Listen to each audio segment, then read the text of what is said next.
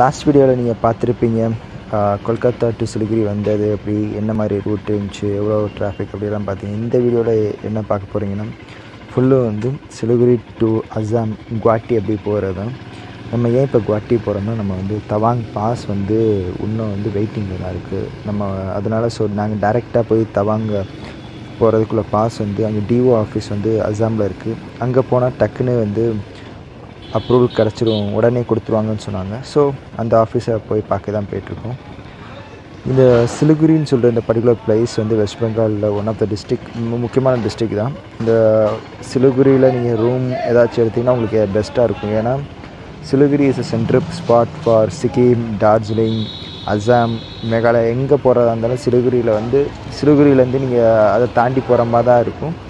So நீங்கள் சிலிகுரியிலேயே எங்கே ரூமோ பிஜிஸ் R like ஏர்போர்ட்டும் பக்கத்தில் தான் இருக்குது. ஸோ அங்கே நீங்கள் வந்து டக்குன்னு ஏதாச்சும் எடுத்து போகிறதுக்கு பண்ணிக்கலாம்.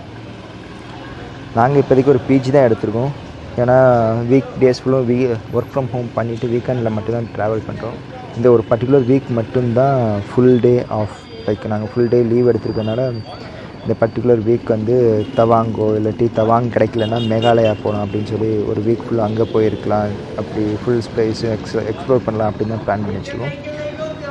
அதனால் மோஸ்ட்லி இந்த மாதிரி இந்த 1 வீக் நாங்கள் ஃபுல்லாக இருக்கும். அதுக்கப்புறம் சாட்டர்டே சண்டேஸ் மட்டும்தான் நாங்கள் போயிட்டுருப்போம்.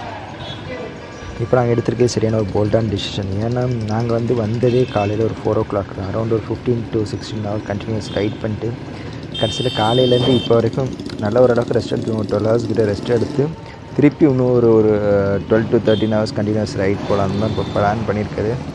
தெரியல எவ்வளோ எங்களால் போக முடியும். ஆனால் மோஸ்ட்லி ஒரு இடையில ஒரு 1 or 2 hours வந்து டென்ட் ஸ்டே பண்ணிட்டு போகலான்னு தான் இருக்கும். நாங்கள் இடையில போய் சிலிகுரியில் போய் மார்னிங் டெக்கத்லானில் போய் ஒரு டென்ட் எடுத்தோம். பிகாஸ் எங்களுக்கு தெரியும் ட்ராவல் இடையில ரொம்ப பண்ணிகிட்ருக்கேன். இந்த சைடு ரொம்ப வில்லேஜ் சைடு ஏறிட்டோம்னா ஒரு வீடு கூட பார்க்க முடியல. அதான் ஒரு பெரிய இதாக இருக்குது இந்த சைடில். அந்த ரோட்டில் வர கரண்ட் எங்கேயும் அந்தளவுக்கு இல்லை. ஸோ மோஸ்ட்லி ஏதாச்சும் ஒரு பெட்ரோல் பங்க்கில் பெர்மிஷன் கேட்டு இல்லாட்டி ஏதாச்சும் தாபாவில் பெர்மிஷன் கேட்டு டென்ட் ஸ்டே மட்டும் நைட் பண்ணலாம்.